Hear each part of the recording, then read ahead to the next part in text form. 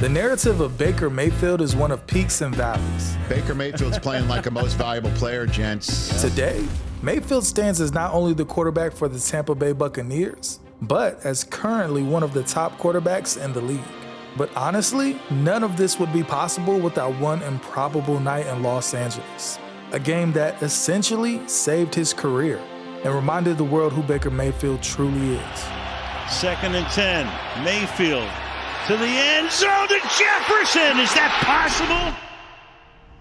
Let's set the tone for a second, okay? If you're John Dorsey and you're the new general manager of the Cleveland Browns, this first pick of yours sets the tone for your franchise. It shows all the players in the locker room what a new Cleveland Brown looks like and smells like by your definition.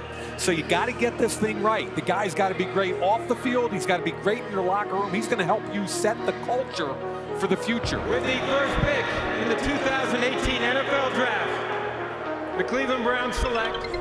Today is that Dorsey's known it for weeks. He's just kept it to himself and not told his wife and told Hugh Jackson over the last 48 hours. We got 4.5 minutes left on the clock here, and Baker. wait to see if the phone does for that proverbial. Dorsey, how are you? Good, how are you? I'm doing pretty good, thank you. Hey, let me ask you a question. I got you on speakerphone here. You want to be the first pick in the draft? Yeah, I do. Huh? Yeah, I do. The Cleveland Browns select Baker Mayfield. Wow. Quarterback, Oklahoma. It is Baker Mayfield.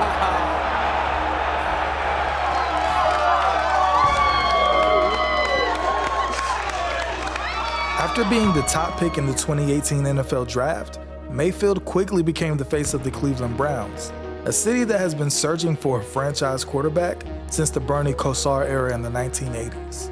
His rookie season was electric. And the crowd reacts to the emergence of Baker Mayfield off the bench. Here's one. It is caught by Landry to the one. What a catch.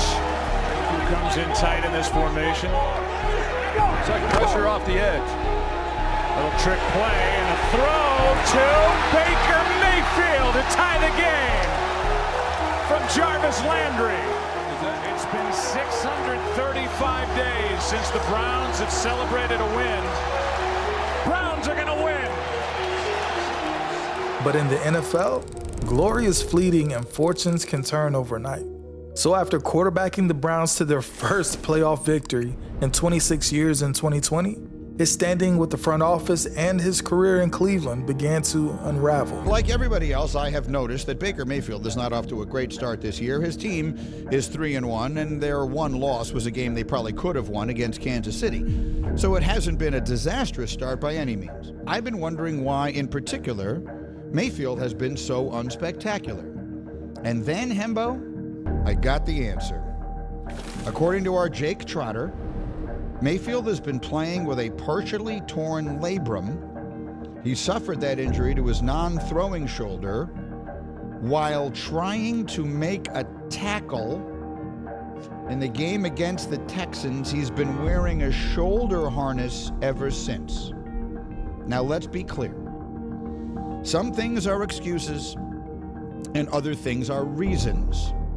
It is not an excuse to say Baker Mayfield is not playing well right now because of his shoulder injury. It is the reason he's not playing well. Four-man pressure. Baker in trouble, able to get away. Now Watt. Ball is loose. The ball is loose at the 47-yard line. And Baker is still down. He's playing with that sore left shoulder, partially torn labrum, and he landed right on it. Surgery would follow in January 2022. But the writing was on the wall when Cleveland, just 2 months later, did this. Deshaun Watson is expected to be a member of the Cleveland Browns. Yes. Here's what I was told, that the Browns, even back in December, late in the season, they started looking into Deshaun Watson, outsourced a private investigator who checked this out, knowing that they could stay with Baker Mayfield, but let's look at our options here. Things have not gone so well. Then they were told last week, we're out on Deshaun Watson. Then Baker Mayfield requests the trade. They were still thinking, hey, we can reconcile with Mayfield at that point. Right. Friday morning, I was told, that's when the Browns got clarity that Watson could have a change of heart here and would be open to going to Cleveland. they got clarity here. They can make this work, but they had been looking into Watson for a very long time. Mayfield's time in Cleveland was over. By July 2022, he was traded to the Matt Rule-led Carolina Panthers, where he had hoped to resurrect his career.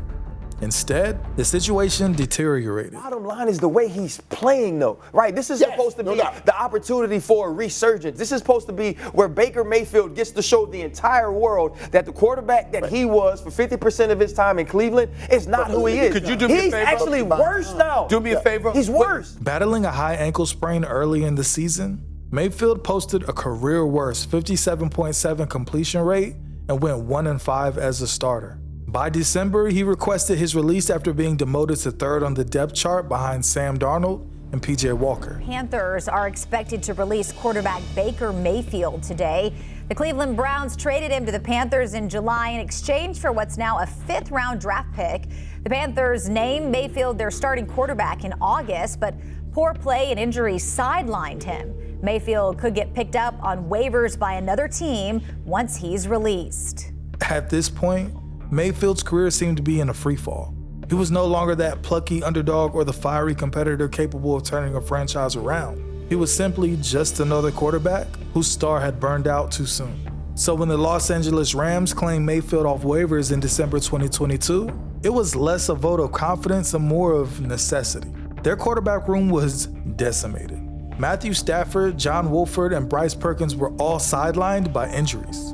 The Rams were struggling, riding a 6-game losing streak, and their season was all but lost. I like the fit. It's not necessarily a long-term fit, but for a $1.5 million rental for the rest of the year, the Rams are going to be at least tolerable to watch, which they probably have not been on offense the last. This opportunity was a double-edged sword. With no expectations, Mayfield had a chance to prove himself. But joining a team mid-season, especially 2 days before a game, left little room for error. This set the stage for what can only be described as a Hollywood moment. And Mayfield's first play as a Ram will be a pass off play action. Go figure. To the 45-yard line. He hits Van Jefferson, who he probably didn't even meet until yesterday. Mayfield entered the game after the Rams' first series, replacing John Wolford. By the fourth quarter, the Rams trailed 16-3. The game seemed pretty much over, but Mayfield had other plans. So on a 1st and 20, set up a screen here to Williams. First, he orchestrated a 75-yard touchdown drive, capped with a Cam Akers run with 3 minutes and 19 seconds remaining. And this is Akers into the end zone. Does he get in there? The Rams say yes. Then, after the Rams' defense held firm, Mayfield found himself in a near impossible situation. Down by 6 points with no timeouts, 98 yards from the end zone, and less than 2 minutes on the clock. This is where legends are made. So up to the 28-yard line to give them more light. Deep down the sideline, and it is caught by Skoranek. Ben Skoranek with a great catch, a contested catch, all the way to the 40-yard line. He completed 15 of 20 passes in the fourth quarter, including a string of clutch throws to move the chains. With 15 seconds left, standing at the Raiders' 23-yard line, he identified a mismatch in their defensive scheme. Instead of falling into a prevent zone, the Raiders played press coverage, a bold but disastrous decision. 2nd and 10, Mayfield to the end zone to Jefferson. Is that possible? Touchdown. This is impossible. They go 98 yards. That's good for 23. Mayfield launched a perfect pass to Van Jefferson in the back corner of the end zone for the game-winning touchdown. The drive wasn't just impressive, it was literally historic. According to Elias Sports Bureau, it was the longest go-ahead touchdown drive that began in the final 2 minutes of a game in the past 45 years. And after the game, Mayfield would reflect on the whirlwind of his past 72 hours. It's been pretty hectic.